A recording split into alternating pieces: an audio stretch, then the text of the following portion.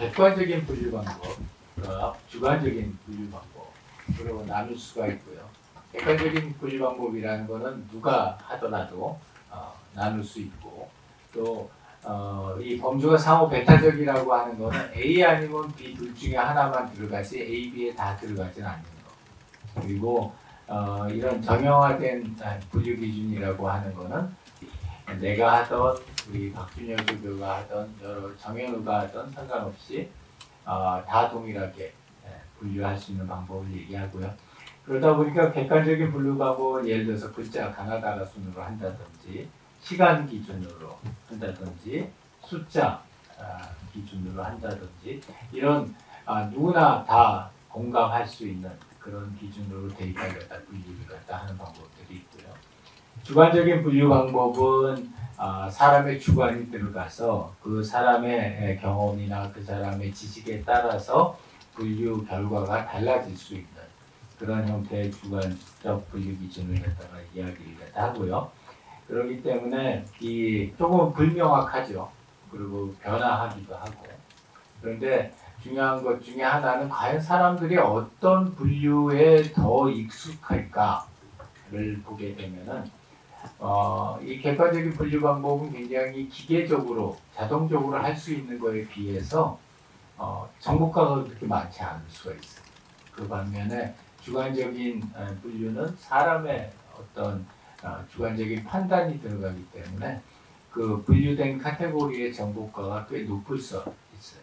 그래서 우리가 이런 주관적인 판단의 위험성을 무릅쓰고서도 이런 주관적인 그 분류를 갖다 하는 이유는 거기에 있다고 보고요. 근데 보통 제일 많이 쓰는 게 주제 기준으로 하죠. 그래서 이게 어떤 주제에 대한 거냐라고 해서 여기 보면은 이게 기침이냐 또 색바람이냐 이런 식으로 해가지고 나눠줄 수도 있는 거고, 그다음에 사용자 기준 이 누구한테 이게 적합한 정보 데이터냐 해가지고 이 누가 사용할 거냐를 가지고서 나눌 수도 있죠. 그래서 개방형 해서 누구나 다 사용할 수 있는 그런 형태의 데이터도 있고, 폐쇄형이 돼서 본인이 속한 범주 위에는 바라볼 수 없는 그런 데이터들도 있죠. 그래서 이런 주관적인 관계하고 객관적인 방법을 통해서 우리가 모은 데이터들을 어떻게 분류할 것인지를 첫 번째 고민해 보는데, 여기서의 포인트는 주관적 기준으로 뭘 사용할 것이냐라는 게 기준이에요. 그리고 물론 객관적인 기준에 대해서도 고민을 해보지만 객관적인 기준은 어느 정도 데이터의 성격에 따라서 정해져요. 그래서 수면 시간이다 그러면 당연히 시간이 중요한 분류 기준이겠죠. 그 다음에 두 번째는 그렇게 분류된 데이터들 사이의 관계를 어떻게 설정할 겁니다.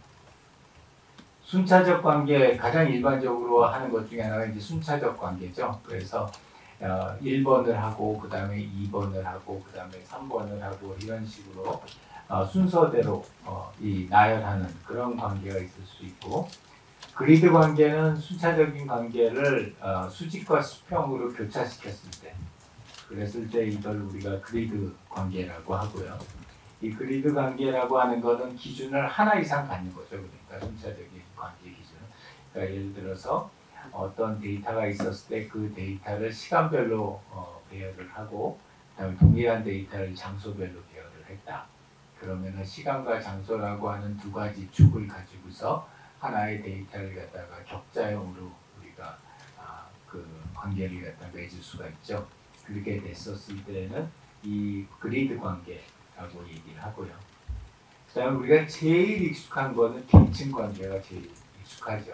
그래서 우리 검색 엔진이 나오기 전까지는 대부분의 정보 분류는 이 계층 구조에 됐어요. 그래서 아까 우리 주관적인 분류가 굉장히 중요하다라고 얘기했던 것이, 주관적인 기준으로 사람들이 주로 데이터를 인식하고, 그리고 그 주관적인 기준으로 만들어진 카테고리들을 주로 계층 관계를 가지고서 형성을 해요.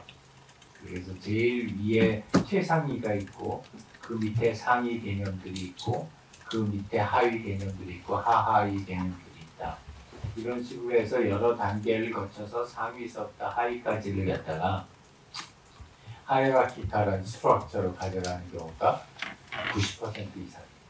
그래서 이런 하이라키컬한 구조는 우리가 어떻게 관계를 가져갈 건가를 보고요. 그 다음에 이제 네트워크 관계라고 하는 건 여기 오른쪽의 그림에서 보는 것처럼 특별한 순차적이거나 그리드거나 하이라키컬한 정형적인 구조가 아니라 해당되는 데이터의 카테고리의 성격에 따라서 이렇게 어떻게 보면 무질서한 거죠. 무질서하게 노드와 그 다음에 링크로 구성되어 있는 이러한 관계를 우리가 네트워크 관계라고 얘기를 해요. 그래서 가장 리버럴한 관계죠. 별도의 리스트릭션이 들어가 있지 않은 가장 리버럴한 관계이고 네트워크 관계를 많이 선호하는 사람들도 있어요. 왜냐하면 별도의 어떤 그런 구조적인 가정을 안 하더라도 우리가 카테고리만 있으면 그 카테고리들을 이리저리 연결시키면 네트워크 구조가 되니까. 그래서 그런 점에서는 상당히 선호하는 사람들도 있는데 우리 네트워크 관계의 가장 맹점은 그 시 전체 데이터의 아키텍처를 이해하기가 되게 어렵다는 거예요. 그러다 보니까 데이터의 아키텍처를 이해하기 어려우면은 이러한 관계를 통해서 어떤 새로운 데이터를 찾는다든지 또는 주어진 데이터를 이해한다든지 하는 것들이 상대적으로 되게 어려워요.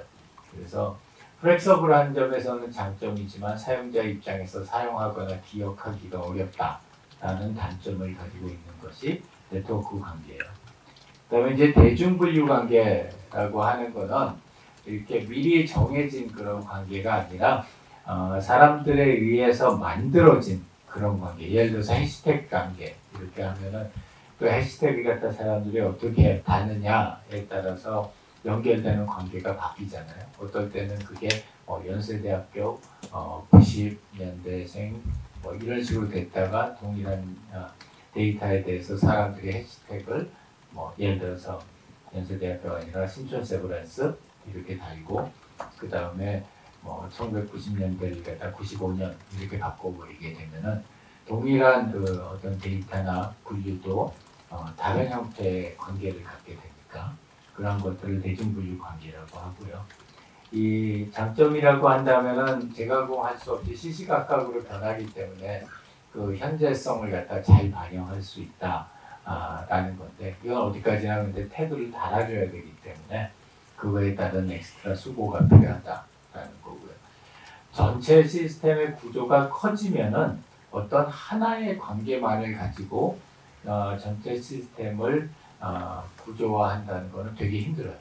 그래서 이제 보통은 어디서 어디까지는 순차적인 관계를 가져가고 어디서부터 어디까지는 그리드 관계를 가져가고 어디서부터 어디는 하이라키컬한 관계를 가져가고 여기는 네트워크 관계를 가져간다.